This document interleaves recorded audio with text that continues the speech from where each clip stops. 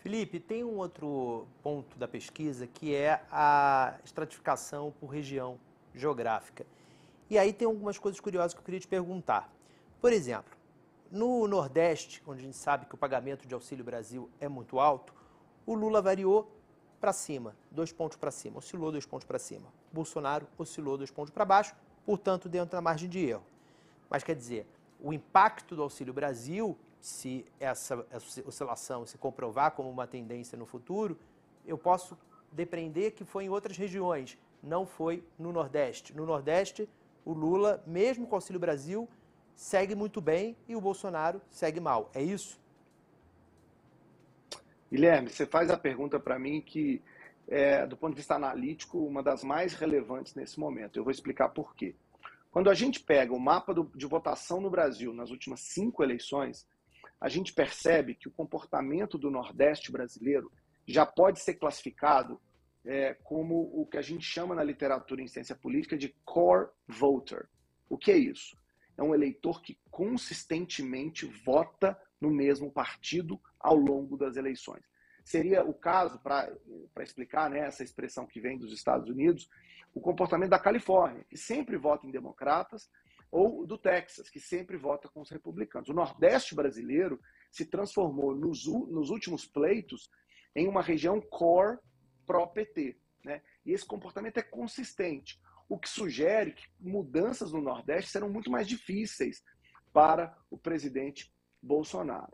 Tem uma outra região que é core anti-PT, que é o Sul e Centro-Oeste.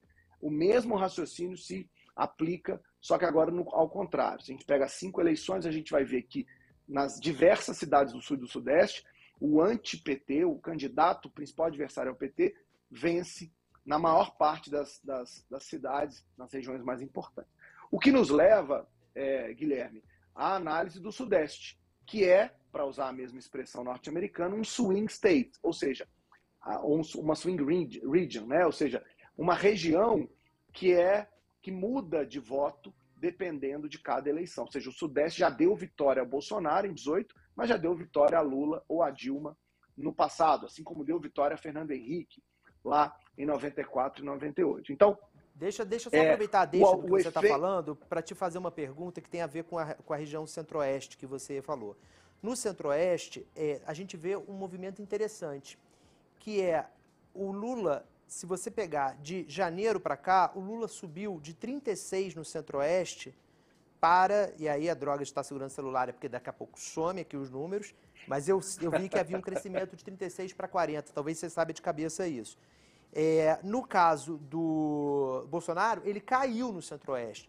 E o Centro-Oeste é o que você falou, né? O Centro-Oeste votou no PSDB, que era o partido que estava na oposição ao PT, deu uma vitória muito boa a Aécio, né? Contribuiu para os bons números que o Aécio colheu em 2014, elegeu o Bolsonaro com folga em 2018. O que está acontecendo no Centro-Oeste, na sua visão?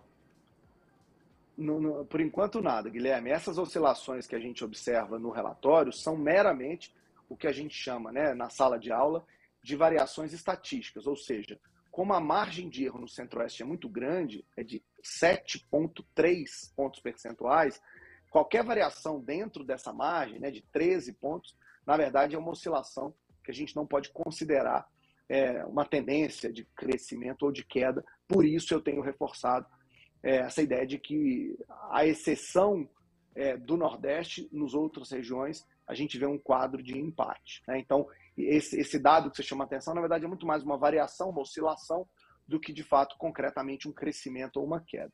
E aí, para voltar ao meu ponto anterior, quando a gente olha para o Sudeste, que é o swing, a região swing, né, a região que muda ao longo do tempo, lá, Guilherme, é onde a gente tem encontrado o principal efeito do Auxílio Brasil. Ou seja, o que Bolsonaro tem conseguido fazer hoje é recuperar o voto do eleitor de 2018 no Sudeste, principalmente em São Paulo. Estamos falando de população mais pobre nesse estado que é tão importante pelo tamanho do seu eleitorado, dentro de uma região que é definidora, né, do processo eleitoral como um todo. Então, ao contrário do que muita gente imagina, esse efeito do auxílio até aqui não é dessa população característica do Nordeste.